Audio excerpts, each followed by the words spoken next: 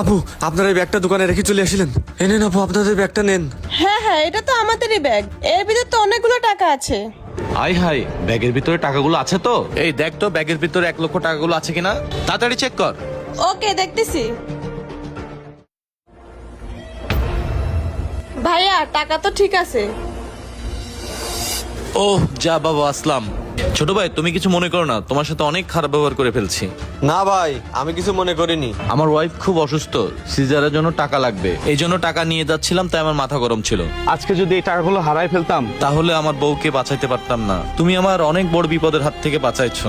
ভাইয়া, ও তো টাকাগুলো রেখে দিলে রেখে দিতে পারতো, আর ওর কিন্তু কোনো লোভ নেই, কিন্তু টাকাগুলো রাখেনি। না ভাই, আমার কোনোদিন পরের টাকার প্রতি কোনো লোভ নেই। টাকা না থাকলে না খেয়ে থাকি, তবুও পরের জিনিসের প্রতি লোভ করি না। ভাইয়া, তুই ওই ছেলেটার কয়েক টাকা দিয়ে দে। হ্যাঁ, এই ছেলের হাতে এটা কিসের চিহ্ন? এই ছেলে, দেখি তোমার হাতে ওটা কিসের চিহ্ন?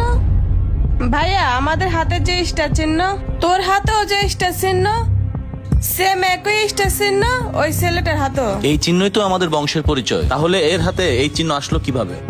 তাই তো। এই, তোমার নাম কি? আমার নাম শাহ আলম। ভাই, এ তো আমাদের ছোট ভাই শাহ আলম, ছোটবেলা হারিয়ে গেছিল। শালম, আমার ছোট ভাই, আয় আমার বুকে আয়। তুই তাহলে বেঁচে আছিস ভাই? হ্যাঁ ভাই, আমি বেঁচে আছি। এত বছর পরে তোরে আমরা খুঁজে পেলাম। তোমরা এতদিন আমাকে ছাড়া কোথায় ছিলে? আমি তো তোমাদের কত খোঁজা খুঁজেছি, কিন্তু পাইনি। ভাইয়া, আপু, আমি তোমাদের সাথে বাড়ি যেতে চাই, আমাকে তোমাদের সাথে নিয়ে চলো। ঠিক আছে ভাই, চল আমাদের সাথে। চল ভাই চল, আমাদের সাথে বাড়ি চল, তোরে আর আমরা হারাতে চাই না।